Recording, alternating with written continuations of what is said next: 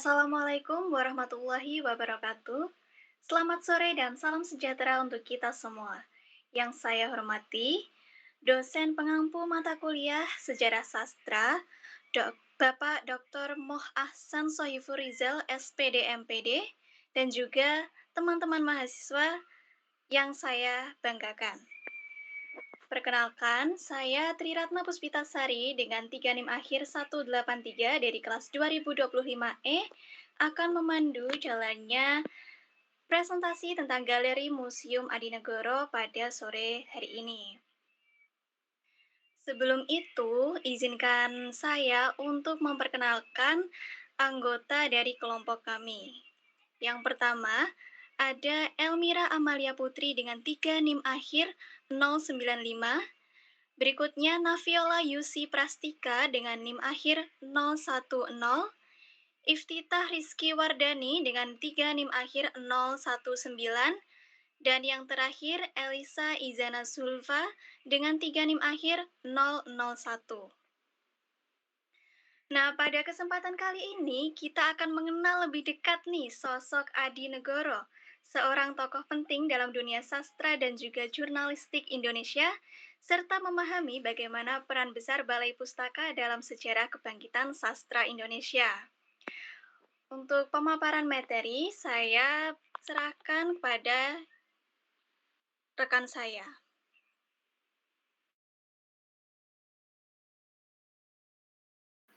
Baik, terima kasih atas kesempatannya. Izinkan saya perkenalkan diri dulu. Perkenalkan, nama saya Naviola Yusi Prastika dengan NIM 3 digit terakhir 010. Di sini saya akan memaparkan tentang apa itu Balai Pustaka. Balai Pustaka merupakan suatu angkatan dalam periodisasi sastra yang terkenal dengan sebutan Angkatan Pembangkit karena lahir pada masa kebangkitan sastra Indonesia, yaitu pada periode tahun 1920 sampai tahun 1942. Selanjutnya, materi tentang biografi singkat dari Adi Negoro akan dijelaskan oleh rekan saya. Dipersilakan. Baik, terima kasih. Di sini saya Elisa Zana Zulfa dengan NIM akhir 001 akan menceritakan biografi singkat mengenai Adi Negoro. Adi Negoro Jamaluddin lahir di Sumatera Barat pada tanggal 14 Agustus tahun 1904 dan merupakan adik tiri Muhammad Yamin. Ayahnya bernama Usman, gelar Baginda Khotib, sementara ibunya bernama Sadaria. Adinegoro merupakan pelopor jurnalis Indonesia yang beralih dari pendidikan kedokteran Stovia untuk belajar ilmu kewartawanan secara formal di Jerman. Karir awalnya dimulai pada majalah Cahaya India dan kini namanya diabadikan sebagai penghargaan tertinggi bagi karya jurnalistik Indonesia. Anugerah Adinegoro.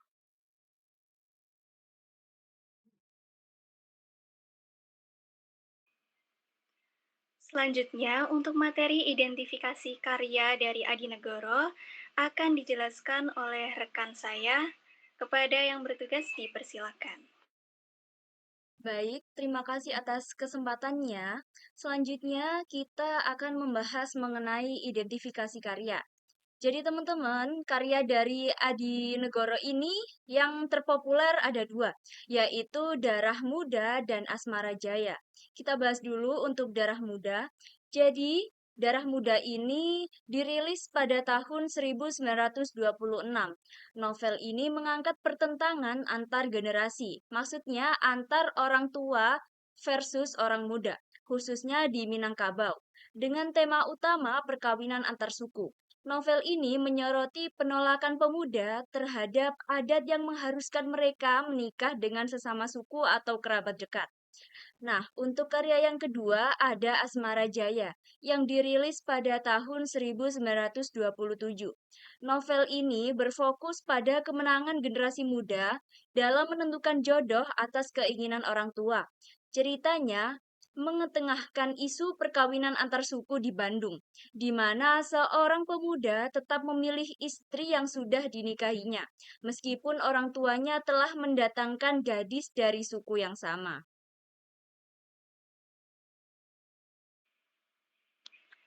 Baik, untuk materi terakhir yaitu kutipan karya, kepada yang bertugas saya persilakan. Baik, terima kasih atas kesempatan yang telah diberikan. Di sini saya akan menjelaskan materi mengenai kutipan karya. Nah, karya dari Adi Negoro ada dua yang terkenal, yaitu yang pertama Darah Muda yang dirilis pada tahun 1926. Kutipannya seperti ini. Api perlawanan kaum muda membakar keras terhadap aturan yang memenjara hati mereka, menuntut perubahan demi masa depan yang lebih cerah dan merdeka. Lalu, karya yang kedua berjudul Asmara Jaya yang dirilis pada tahun 1927. Kutipannya seperti ini. Dalam menggugat adat yang bagai belenggu, kami bukan hanya memberontak tetapi juga membela cita-cita cinta dan kebebasan yang benar-benar mendasar bagi peradaban baru. Jadi, karya Darah Muda dan Asmara Jaya karya Adi Negoro mencerminkan ciri khas sastra Balai Pustaka melalui bahasa Melayu yang baku dan indah. Adi Negoro menyampaikan semangat dan aturan lama tanpa menyinggung politik secara langsung. Tema perjuangan, cinta, dan kebebasan yang ia angkat menggambarkan konflik antara tradisi dan modernitas sesuai dengan arah penerbitan Balai Pustaka yang menonjolkan nilai moral, pendidikan, serta tanggung jawab sosial. Baik, karena kita sudah sampai di penghujung pemaparan materi, rasanya kurang lengkap, kurang panas ya, kalau kita tidak membahas lebih lanjut tentang bagaimana sih kontribusi Balai Pustaka terhadap perkembangan sastra modern Indonesia, dan juga bagaimana IPTEX membantu kita memahami sejarah sastra secara lebih hidup. Maka, kelompok kami akan melakukan bincang panas mengenai dua topik tersebut. Nah, yang pertama nih, saya kepo dengan pendapat dari Kak Elmira dan juga Kak Isita tentang apa sih kontribusi Balai Pustaka itu terhadap perkembangan sastra modern Indonesia? Bisa dijelaskan ya? Yang pertama kepada mungkin Kak Elmira dulu nih, bisa mengupayakan pendapatnya. Baik, menurut saya kontribusi Balai Pustaka terhadap pembangunan sastra modern Indonesia itu Balai Pustaka itu sangat berperan penting dalam perkembangan sastra modern di Indonesia ya. Karena menjadi lembaga penerbit pertama yang menyeleksi, membina, dan menerbitkan karya-karya berbahasa Indonesia secara luas. Melalui Balai Pustaka muncul penulis-penulis pelopor seperti Mara Lusri, Adi Negoro, dan Nur Sultan Iskandar yang membawa tema-tema baru seperti pendidikan, cinta, dan konflik adat. Selain itu, Balai Pustaka juga memperkenalkan gaya bahasa yang lebih baku dan sistematis, sehingga menjadi fondasi bagi lahirnya sastra Indonesia modern. Seperti itu. Baik, terima kasih untuk Kak Elmira atas pendapatnya. Kalau dari Kak Irtita sendiri, apakah ada pandangan yang berbeda? Baik, kalau kita lihat ke belakang, Balai Pustaka itu punya peran besar banget dalam perkembangan sastra Indonesia. Lewat lembaga inilah lahir karya-karya sastra pertama yang ditulis dengan gaya bahasa baru, yang lebih ringan, lebih mudah dipahami, dan mencerminkan kehidupan masyarakat waktu itu. Contohnya dari Siti Nurbaya, ada Azab dan Sengsara, sampai karya-karyanya Adi Negoro. Semua ikut membentuk dasar sastra Indonesia modern. Jadi bisa dibilang Balai Pustaka itu semacam rumah awal bagi para sastrawan Indonesia untuk berkembang dan memperkenalkan nilai moral, pendidikan, dan semangat kebangsaan lewat tulisan.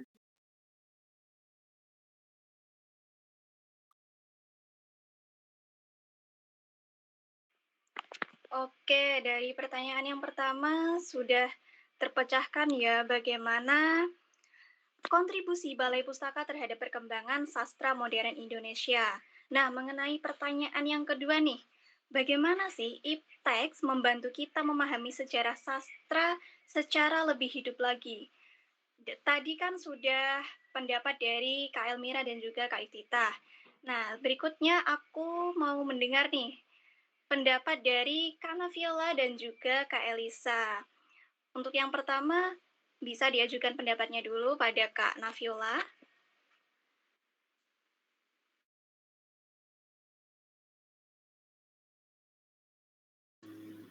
Baik, terima kasih. Ngomong-ngomong soal iptek nih, nah iptek ini juga memiliki peran penting banget nih. Contohnya dengan teknologi yang sekarang itu kita bisa melihat arsip-arsip digital begitu, menonton pameran online, bahkan menikmati karya sastra yang lama dalam bentuk film ataupun multimedia. Nah, jadi bukan cuma baca teksnya aja, tapi kita juga bisa merasakan feel suasananya gimana, memahami maknanya, dan melihat konteks sejarahnya melalui dengan cara yang lebih hidup. Nah, intinya dengan ipteks, kita bikin sejarah sastra itu nggak cuma jadi cerita di masa lalu aja, tetapi juga sesuatu yang masih bisa kita pelajari dan kita nikmati di masa sekarang. Begitu. Mungkin ada tambahan dari Alisa?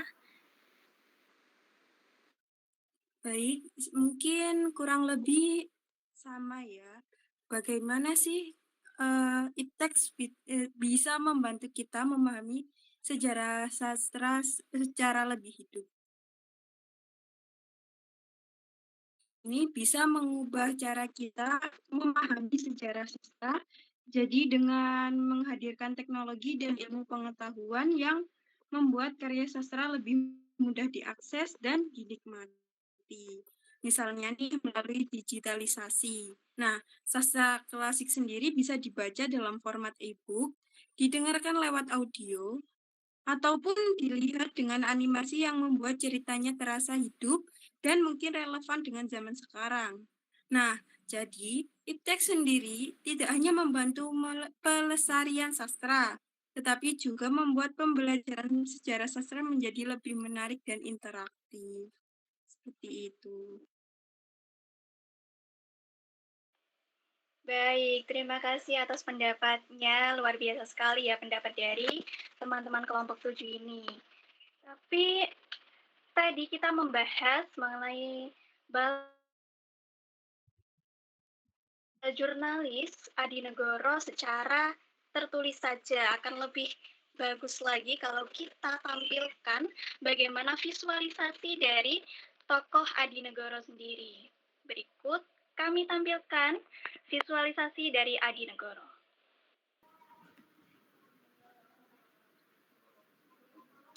Aku, Adi Negoro.